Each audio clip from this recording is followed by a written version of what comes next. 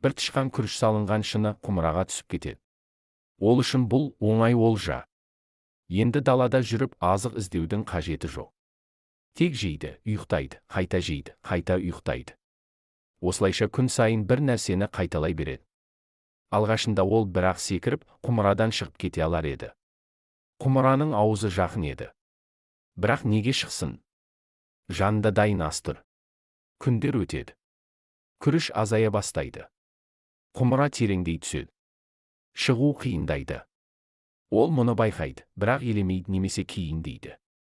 Бір күн тағы, бір күн тағы. Ақыры құмыра босап күріш бітеді.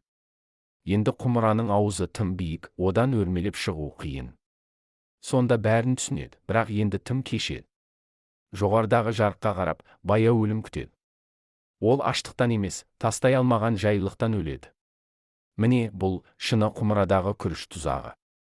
Дәл осындай тұзақ біздің өмірімізде де бар. Телефонды 1 сағат, 2 сағат, 3 сағат бойы сырғыта беру. Бұл бізге ештеңе қоспайды. Керісінше, сонда өткен әр сәт бізді мақсатымыздан алыстатады. Аз ғана қимылмен істейтін осындай нәрселер бізге сыйлық сияқты сезіледі. Бірақ шын мәнінде бұлар тұзақ. Бұл арзан, еш күш жұмсамай алынған ләззат, тез өтіп кететін рахат.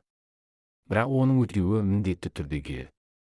Еңбексіз келген әрбір өткінші допамин, ертең өзің өріп, кейін аса алмай қалатын қабырғаңдағы бір кірпіш. Сен өзіңді жеңілдеп қалдым деп ойлайсың, ал шын мәнінде бірте-бірте батып бара жатасың. Сел келгенде, ал ол міндетті түрде келеді. Әттең, кезінде шығып кетуім керек еді деп өкінетін, бірақ бәрі кеш екенін түсініп, қиналатын күйге түсесің.